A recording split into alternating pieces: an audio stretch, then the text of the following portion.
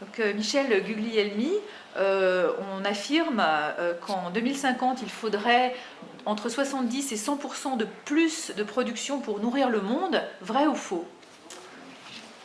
Oui, on entend souvent ça, on le dit dans les organisations professionnelles, dans les institutions internationales. Euh, le- ces chiffres de 70 à 100% de production supplémentaire sont d'abord des projections qui reposent sur un certain nombre d'hypothèses, notamment sur la démographie. Et puis surtout, qu'est-ce que ça veut dire nourrir le monde?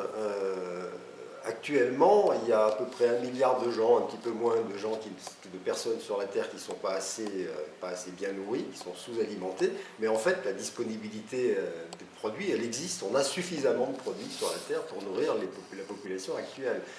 Ça, c'est la première chose.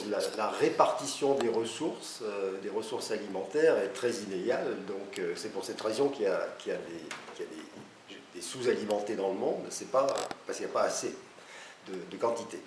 Et la deuxième chose qui est importante, entre autres, il y a d'autres choses qui sont importantes, mais c'est que comment nourrir? Qu'est-ce que ça veut dire nourrir? Est-ce que ça veut dire absorber chaque jour 2000 ou 500 kilocalories ou 2008 qui suffisent pour vivre normalement, ou est-ce que ça veut dire, comme une bonne partie des Américains, absorber 4500 calories par jour? Donc c'est l'échelle, ce qu'on cherche à couvrir comme besoin, il faut le définir.